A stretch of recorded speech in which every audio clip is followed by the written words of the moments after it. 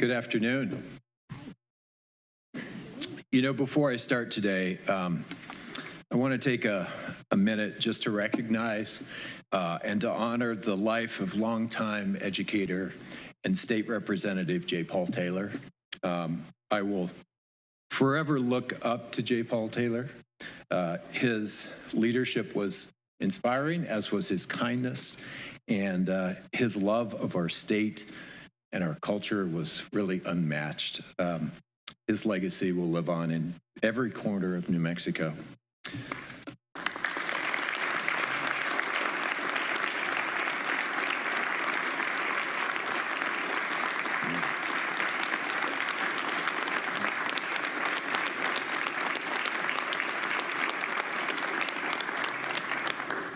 Lieutenant Governor Harry Morales, Senate Pro Tempore Mimi Stewart, Senate Majority Leader Peter Wirth, Speaker of the House of Representatives Javier Martinez, and distinguished members of this legislature, it is truly an honor to be here to address you today. And I am especially grateful that my wife Julie could join me today.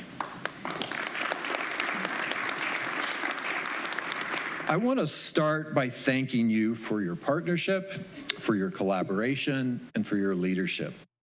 We have faced extraordinary challenges over the last few years, and yet we have accomplished so much together to directly improve New Mexico's future. From passing legislation to provide paid leave for all workers, to raising teachers' wages, to taking on predatory lenders and building a more equitable revenue base. But no decision that has come out of this legislature will be more consequential than last year's passage of House Joint Resolution 1.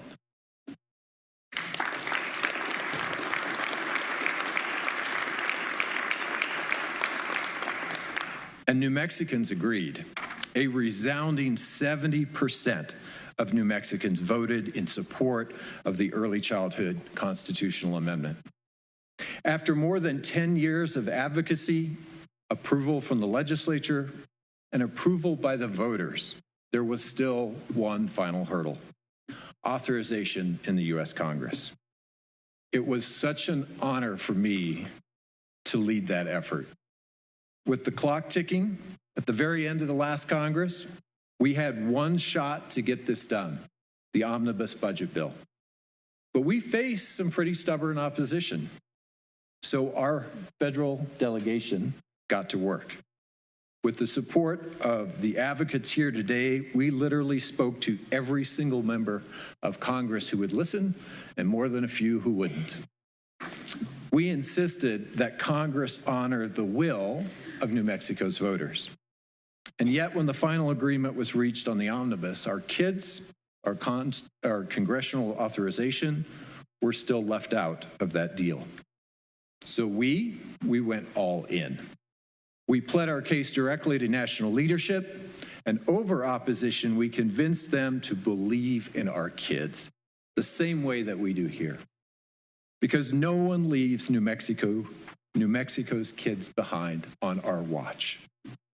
And because of the tenacity and dedication of this legislature and the tremendous coalition of parents, educators, and children's advocates from all across our great state who went all in, we succeeded. From the New Mexico Roundhouse to the United States Capitol, our North Star must be the future New Mexico that we are building for our children. I want this rising generation of New Mexicans to receive an education that gives them a fair shot at the jobs of tomorrow. I want them to be excited about building a career and a family right here in New Mexico. This is an unprecedented moment of opportunity for our state. It is also an unprecedented moment of responsibility for all of us as elected leaders. A moment where we must commit ourselves to being all in for our kids, for our collective future. And to be all in, we have to recognize that it is only courage in this moment that stands between the impossible and the possible. This is not a moment for half measures or the way we've always done things. We have a historic state budget surplus and billions of dollars of federal investments heading to our state from the Infrastructure Law, the CHIPS and Science Act, and the Inflation Reduction Act. What you do with these resources during this legislative session will be measured over the lifetime of a child, not an election cycle.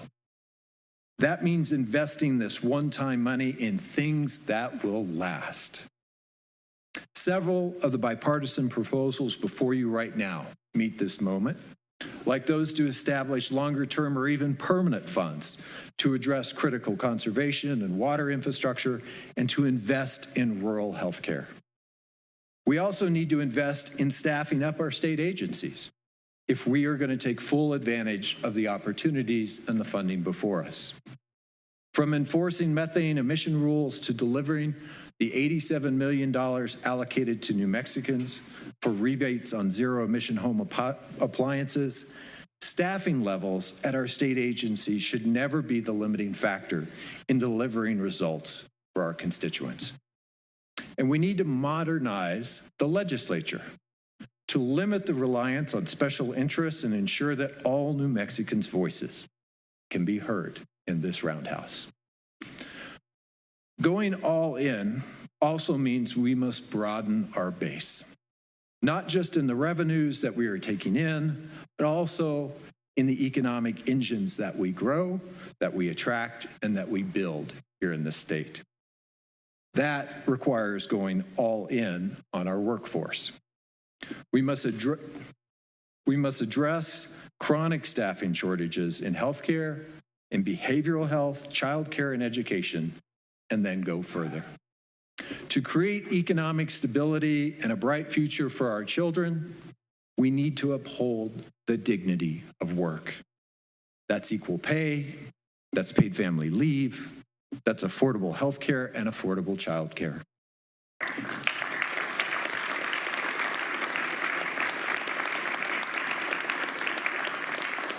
And it begins by raising our state's minimum wage.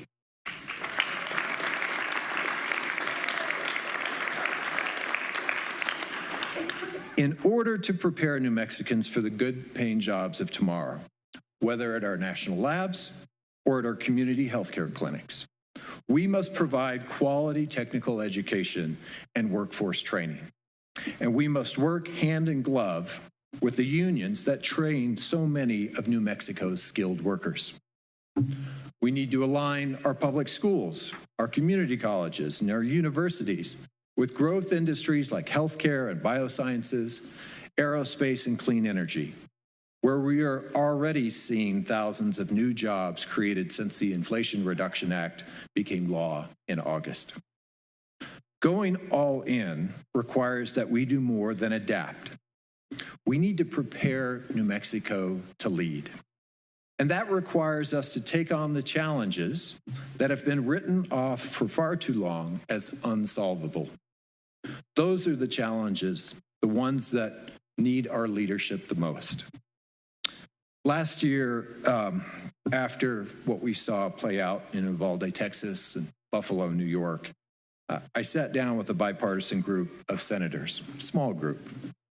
Nearly 30 years had passed since Congress had taken any significant action on gun violence. In that time, the political divide had only widened. And very few outside of that room believed that we could possibly find a deal. But we did. And the resulting bipartisan Safer Communities Act, though it wasn't perfect and none of us thought it was, but we knew we had a choice. We could take the risk of accepting progress over perfection. We could go all in and make the impossible possible, save lives or not. We went all in. We did the hard thing. And this legislative session, I am imploring all of you to do the same. You have an abundance of local initiatives to turn to for ideas and solutions to some of our state's most pressing challenges. In the public safety space alone, I've been proud to send federal investments to some of these innovative programs. A rapid DNA machine for the Doñana County Sheriff's Office, to expand the gunshot detection system for the Albuquerque Police Department, or to finance trauma-informed first responders at Albuquerque Community Safety Department and the Las Cruces Fire Department's Project Light. But we need to take many of these ideas statewide and to work together to develop more capacity in communities all across the state through a combination of local, state, and federal investments. The Albuquerque Gateway Center is a good example of what shared investments from city and state and congressional delegation can mean. The Gateway Center will provide everything from emergency housing to sobering services to violence intervention. If we can scale this type of life-saving work across our state, we can make sure that all New Mexicans who need help can actually get it. New Mexico has all the tools, all the resources, the amazing families and communities that we need to deliver a brighter future for everyone. And if we commit to going all in and building a stronger foundation for our kids, we can build a New Mexico that they will be proud to call home. A home where they can start their careers and raise their kids.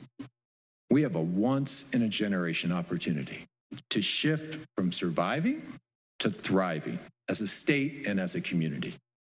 We cannot let a scarcity mentality or incremental approach dictate our policy choices in this pivotal moment. We must be creative, we must be bold, we must be brave, we must be all in. Thank you.